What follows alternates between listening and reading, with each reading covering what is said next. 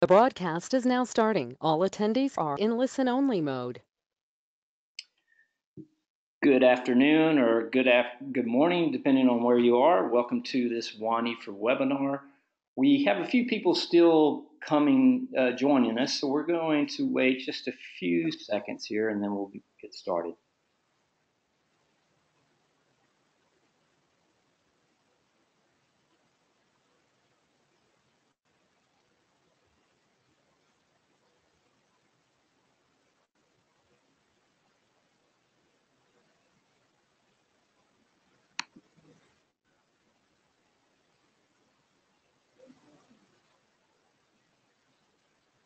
Okay, we'll get it rolling now. So welcome to today's webinar entitled News Automation at MittMedia.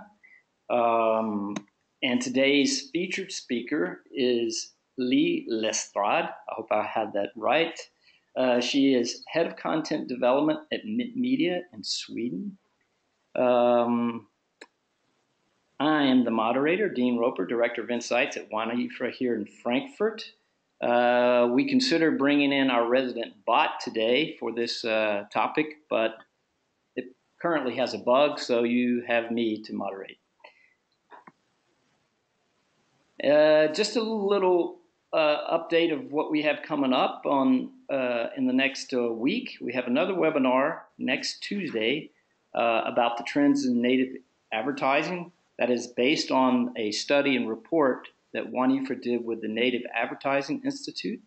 And the CEO of NAI, Jesper Lausen, he will join us and share with us some of the findings of that study, and as well as where he thinks native advertising is heading.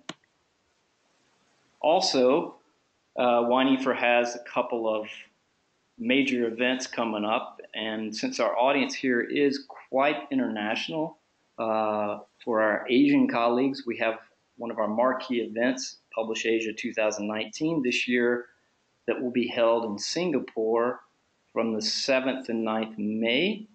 The program looks really good, so if you're in the area, try to attend. And then probably our premier conference event of the year, World News Media Congress, this year is taking place in Glasgow, Scotland, and that is from the 1st through the 3rd of June. And at that event, there will be a number of initiatives that WAN-IFRA has been working on revealed. For us, that means World Press Trends, one of our other big projects, an ad trust survey, but many other initiatives around WAN-IFRA are showcased during that event. So today's webinar is based on the report that we just released in the last 2 weeks, News Automation, and MittMedia was one of the case studies that we featured in that report. The report was largely made possible by the University of Helsinki, VTT, and many other partners. And we have to give a big thanks to researcher Carl Gustav Linden and his university associates who work with us on that report, doing a lot of the research and reporting.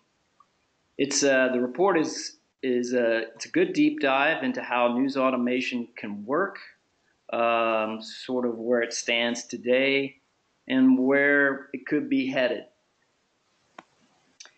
If you are a WAN-IFRA member and you have not received that report, you can download the report at this link, or that's too cumbersome or complicated.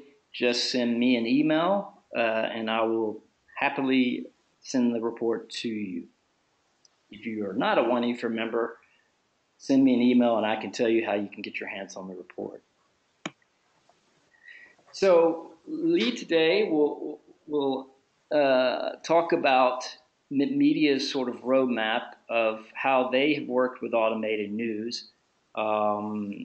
They have done a number of things, and it's not necessarily a new project or initiative with MittMedia. They've been working on it, I believe, since about 2016.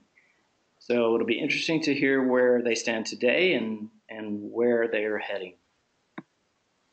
So a little bit about Lee.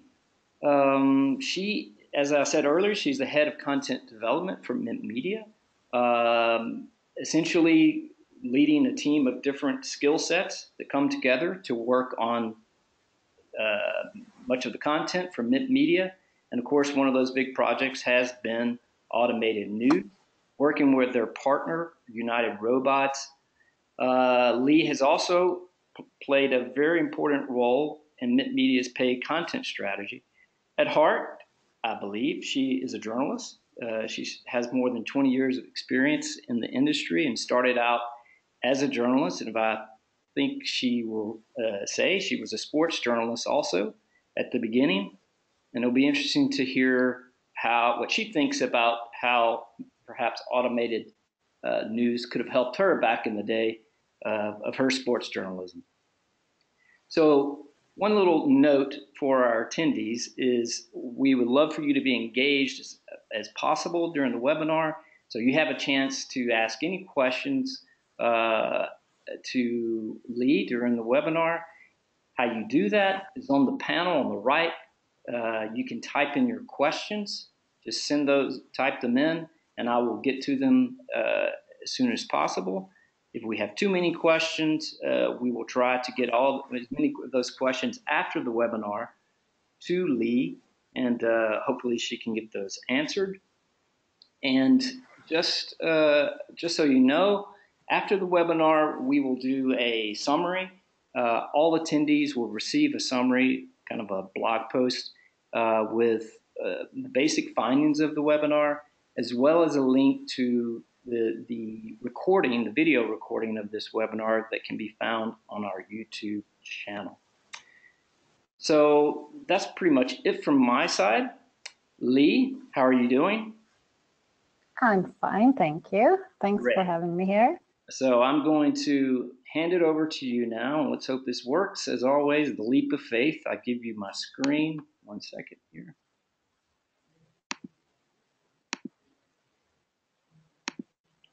So, okay, hopefully you have that now. There we go.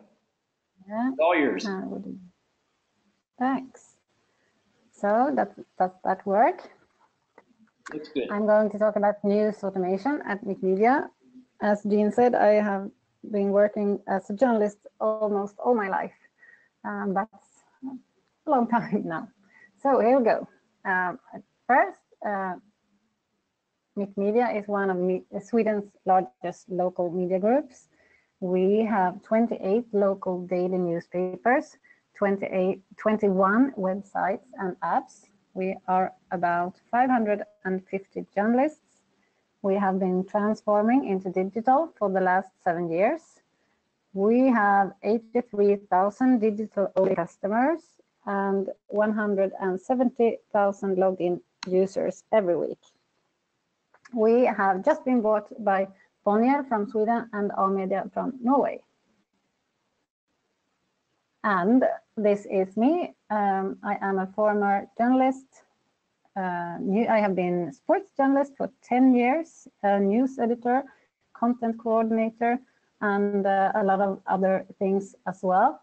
I have been working with paid content since 2014 and to the whole organization since 2015. And we are, as Dean said, we have a content development team which supports the newsrooms. We all have journalistic background, and we think we are like a bridge between development teams and the newsrooms. We translate data into insights to the newsrooms.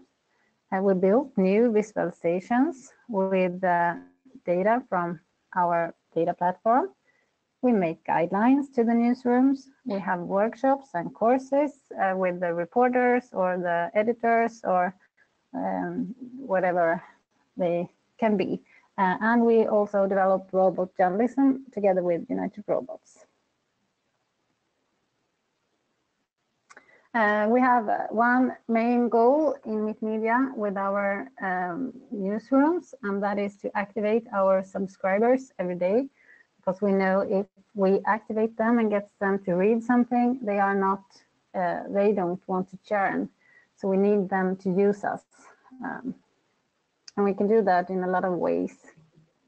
And to do that, we have 7 important topics that we focus more on. And to do,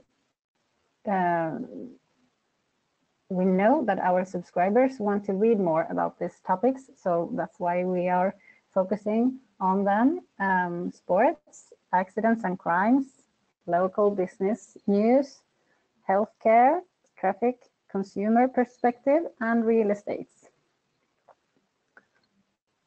And that's why we are focusing on these topics also when it comes to robot journalism. In these topics we decided to do robot journalism because we want to give them what they need, our subscribers, and we know that they need more super local content than we could give them. So we chose the topics that is good to do robot journalism on. First, this is our automated roadmap. We started in 2016 with Rosalinda, that is our sports robot. 1 year later, we started with the homeowner spot, with real estates. Last summer, we started with new companies and bankruptcy. The bankruptcy articles are not published automatically. It's just alerts to the newsrooms. And we are hopefully doing traffic alarms soon. That will help us a lot to be faster and more relevant. And some facts about how we work. We work together with United Robots, and they are the Scandinavia's leading robot journalism company. We develop a simple yet efficient automation. United Robots are founded by MittMedia, and 2 other partners have built a powerful text automation platform that MittMedia's editors uses to develop the homeowner spot and the sports robot. So we are working together. And feel free to have some questions if you want to, of course.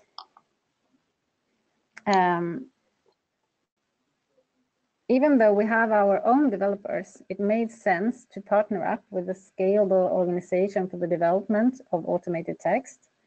So we founded United Robots 3 years ago, and together with those 2 other partners, different profiles. And that's really good for us. We don't want to do everything by ourselves.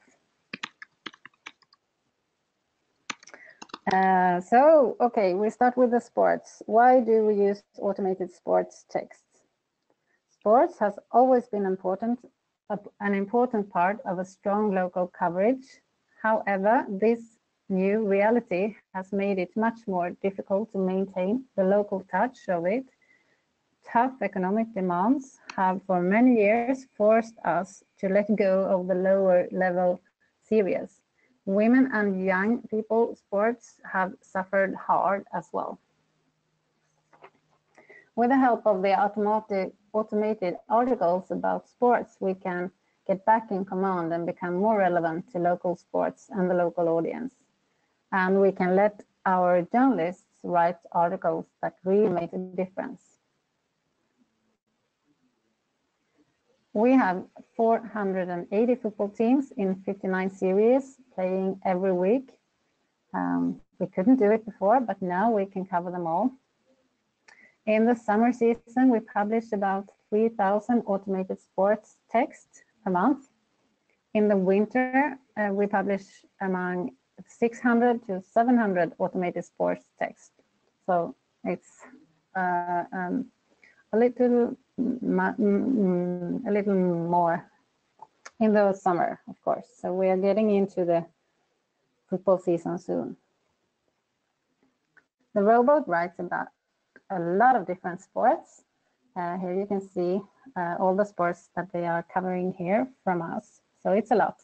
And you can see we also have like bowling, and we would never have written about bowling before, I should say. So we are covering more sports now than we did in the last maybe 20 years, I think.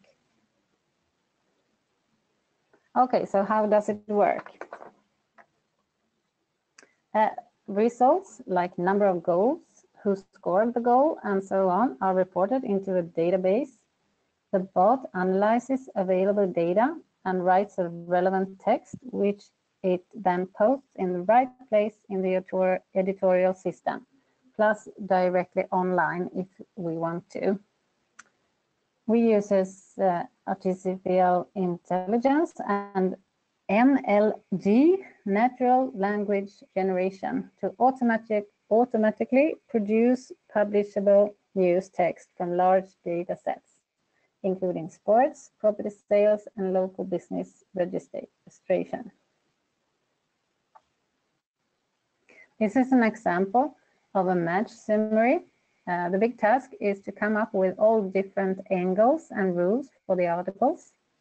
The source of the automated articles is the largest database of sports in Sweden, and they are called EverySport.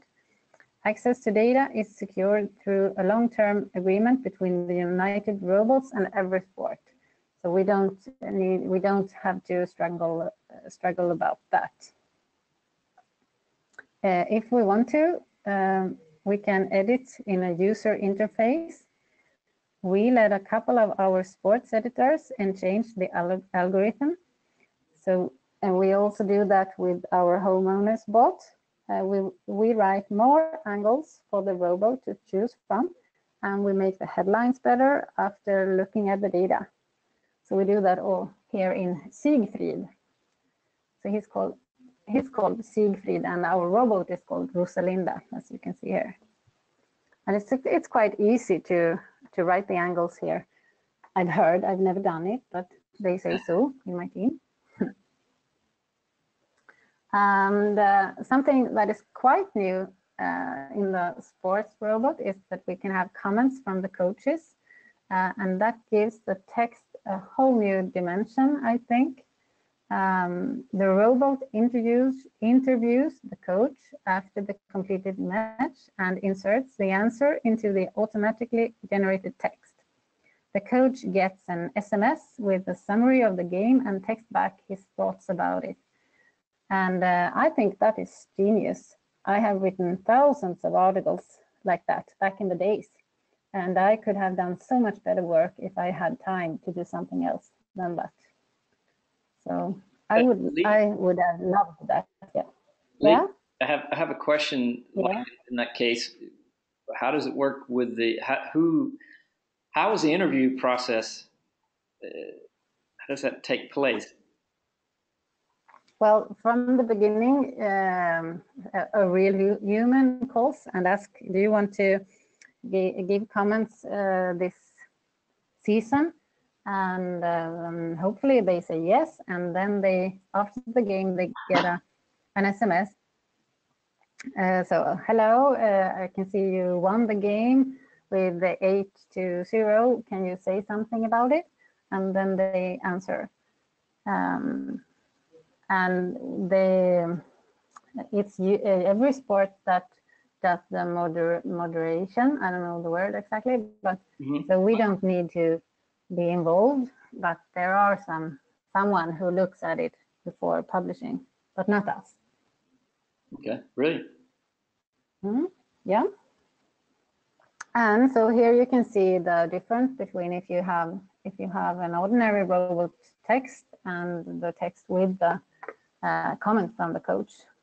This is not a real text, but it's an example. And when I look at my text, like 10 years ago, and compares it to this, it's quite the same. So I think it's really good. I like this a lot. So we are talking little more about another robot, the homeowner's bot, real estate. I really love this bot. Of course, it's important information for so many people, but I also love it because it's so simple and uncomplicated.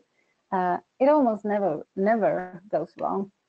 Sometimes people call us and don't want us to publish, but we only say yes if it's something special, like if they are having protected identity for some reasons or stuff like that. But that's not often. So it's really, it never goes wrong. And that's why I love it, I think. This is before and now. We have been writing about houses that has been sold for more than 100 years. From the beginning, we wrote articles about interesting local people, as you can see here in Söderhamns Tidning, 1901. And then for many, many years, we have been publishing lists with all new owners, sellers, and prices. And now we are getting back to the beginning, thanks to a robot, because we would never do this if it wasn't for the robot. We would only continue to do the lists. So I think that's quite funny to see that we wrote it in the 100 years ago. Yeah. Yeah, so that's nothing new in this. So here you can see an example of an article written by the homeowner's bot, and it's right about who bought that house and how much did they pay. That's the most interesting thing people want to know. In our analysis of what type of content that made our loyal users convert into paying customers, real estate always stands out. So in October 2017, we started publishing articles of every property sale in our towns. The property bot turns each list entry into a short article, which includes the names of the buyers, price, and of course, location. And United Robots also collaborates with Google Street View, who provides a photo of the house. And some stats about the homeowner's bot. It does 64 articles per week at Nerikes Allehanda in Örebro, which is one of our largest newspapers. It has 7 articles per week at Nynäshamns-Posten, and that is one of our smallest sites. 2 to 3% of the articles gives us new customers, and a good article performs as well as an article written by a journalist. But that's the good articles, and it's the large amount of articles that is the great value here for us.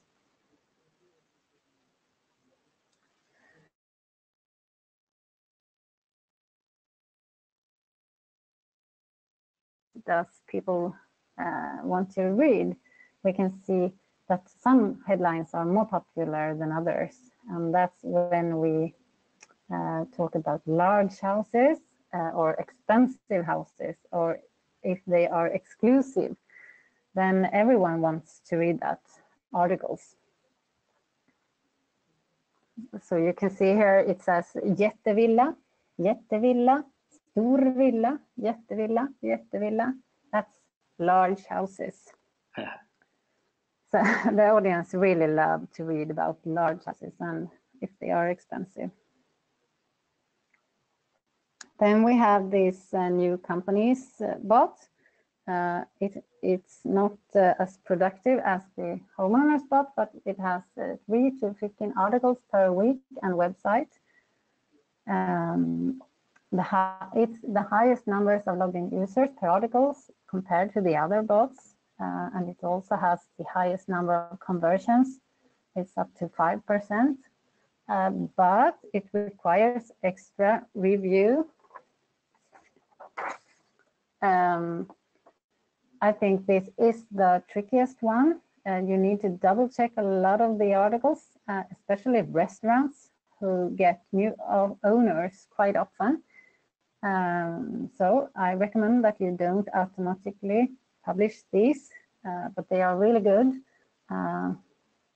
But there are some difficulties with it, I should say. Mm-hmm.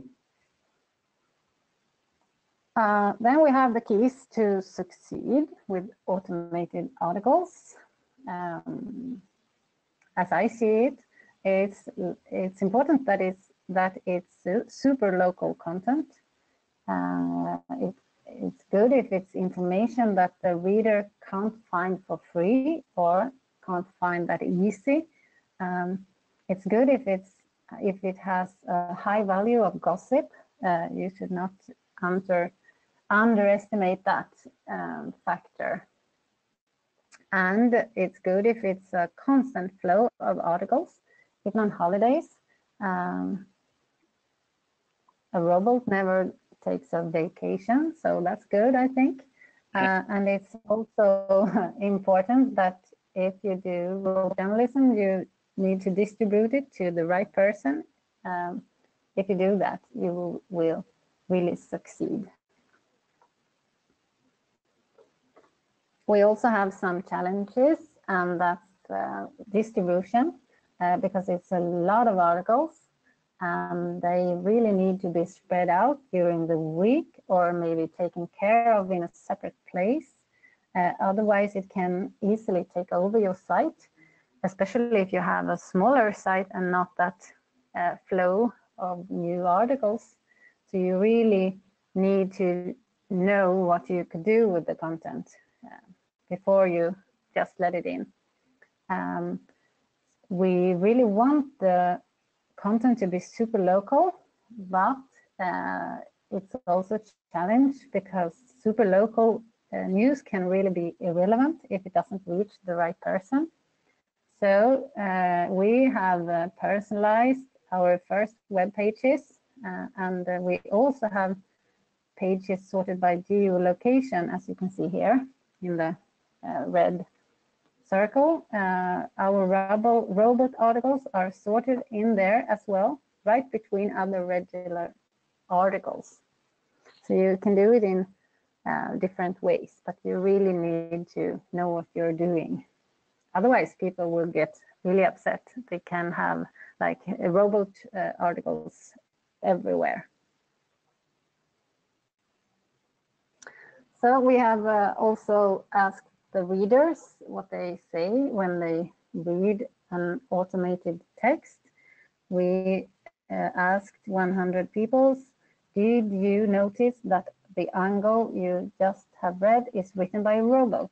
And even though we have the MittMedia text robot as a name under the article, people said no, so they didn't notice it. So I think that is a good thing, that they don't notice it, but they can see that it is a robot, so we won't hide it.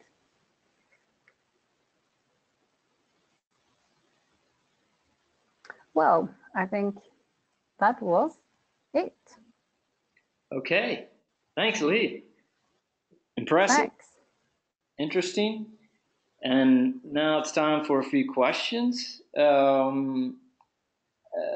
I guess one general question, and I think you touched on this maybe a little bit, is how has this entire initiative been received by the newsroom in terms of embracing it? Were they fearful? What can you say about that? Yes, from the beginning, I should say they were a little bit curious, but of course, some of them were like afraid and asked, okay, so what's going to happen in the future? But we have been talking about it so much and explain that this will not replace them. It only gives them time to do better things, and I think they are fine with that now. But of course, there were some fear from the beginning, I should say, but not that much. No. Have some commented on like yourself in the sense of, has it helped, workloads, and particularly in those specific areas around sports, and has it helped them to focus on other things? Or yes, of course, and it has. It's not that expensive anymore with to hire. We also always need extra people to call these games, but we don't need that anymore. So it's a good thing to save some costs maybe, and of course not to do all these phone calls to every game. So they can focus on other things. Sometimes people want us to call, so of course it can be tricky as well, but we need to do better things than just do these phone calls and ask, okay, so how did it go? Do you want to talk about someone who did a great game or stuff like that? So we can do better things, and that's good for us. So, of course, you mentioned your partnership with United Robots. When you started this project, though, within your content development team, were there certain skill sets that had to be brought in to also work on this internally, or how did that work? Yeah, well, it's important that you have a routine and knows you need to be a journalist so you can write all the angles, because we do the angles by ourselves, but a little bit technical, I should say, that you need to be, but not that much, because that's the best thing, that it's not our platform, it's United Robots. So, and it was Siegfried that I showed you, and it's simple to do. So, So we have a question from somebody who asked, when you started you mentioned that, of course, one of the last slides there was showing the question that you asked readers about, did you notice whether that article was written by a robot? Did you, when MittMedia started the project, did you say to readers, hey, we're trying this, or anything like that? Oh no, I think we did like an article about it and talked about it in a good way, like we were just one of the first in the world to do this and stuff like that. So, but then I think no, we just did it, I should say. Okay. Is some of the content that's being generated, and maybe you mentioned this, is some of that content behind some of the paid content, some of the paywalls, or some of the premium content that MittMedia offers on some of its sites? Yes, the homeowner spot and the new companies is behind paywall, and the sports robot isn't yet, but that's only because we haven't done that yet. The sports robot, we started with it before we had this paid content wall. So when we started with paid content, we were in the middle of a series in the season. So we said, okay, we will wait until after the season, and then we will lay it behind paywall. We didn't do it yet. But can you say anything about some of that content in terms of what it has meant perhaps around retention and churn? Well, it's difficult to know. We haven't followed it that close, but we can see we have a lot of logged in page views every week. They read this content and they appreciate it. So I think it's good for them. It's not like we stop doing something else. This is only more content to them. So I think it's good to them. We need to activate them in as many ways we can do it. So I think this is a good way and quite easy way to do it. Another question back to sort of like the transparency around bot articles. So somebody asked, are any of the articles marked as like, hey, this is a bot article? And do you think something like that is important or not? Yeah, this is, I think we can see it here, right down there, MittMedia's text robot. Oh, yeah. Okay. So I think that is important. I want to be transparent, and we don't have any reason not to tell them this is text robot. Yeah. No. Okay. Maybe you don't want to give away some secrets. I don't know, but you mentioned some of the challenges. Are there some? Do you see other areas that would make sense? Other topic areas. So I think you had your 7 topics of interest. Yes. The other topics that would make sense for the bot. Yes, of course. We have the traffic, like I told you about the traffic bot. Yeah. We will have soon with accidents and alarms.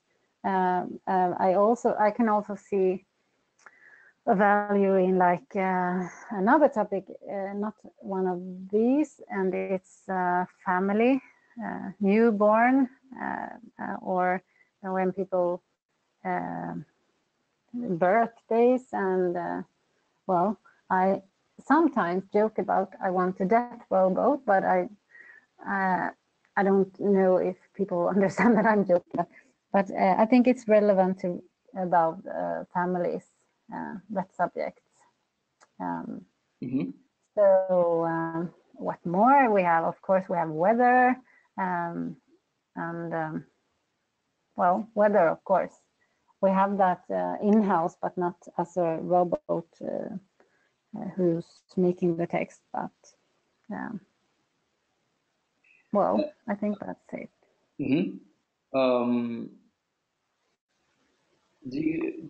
you see something in the next in the next year? Like, is something you mentioned traffic? Is there something else that's like on the top of the priority list regarding robot journalism? And then secondly, there seems to be in some circles of research and journalism, people despise actually the term robot journalism. I'm just wondering what your thoughts are on that. That maybe there's a better name for it. I didn't hear the last sentence you said. Now, I was just wondering. There's some people in the industry that I think don't like the term robot journalism or robot, whatever.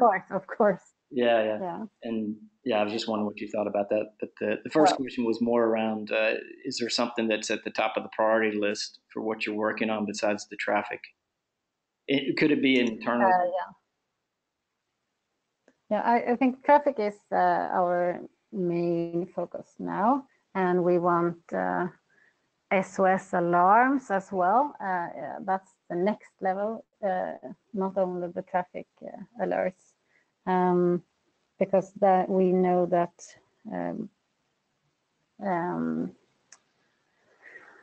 breaking news is really important to our subscribers, so we need to be better there, and we need to cover all our areas, and that's difficult with journalists to write about everything. So I think traffic and SOS alarms is high priority to us. And what I say about that people don't like it, well, I think that's always going to be that way. If you don't know about it, maybe you are afraid. Yeah. I think there's nothing to be afraid of, because we do the angles by ourselves, and we are journalists, so we don't do angles that isn't good for our readers. So no. Okay. Yeah. So one last question before we go. Do you have any specific or general advice for that publisher out there that perhaps is thinking about doing something like this? What is there any advice you would have for them? Well, you really need to see the value for the reader more than the value for you. I think that is important to find topics that are important to your readers, and then the distribution. You need to have an idea how to take care of all these articles, because it will be many, and you need to handle that. Okay, great. Lee, thank you. Yeah. Yes, thank you so much. I really appreciate it. And good luck with everything you're working on. And Thank you. yeah, and big thanks to all of our attendees. Once again, we will send an email summary of the webinar with the takeaways from the webinar, as well as a link to the recording of the webinar in case you want to follow that again. We also have another webinar on Tuesday about native advertising, same time, 3 o'clock, and hope to see you there. And have a great day, and thanks for coming. Bye. Bye.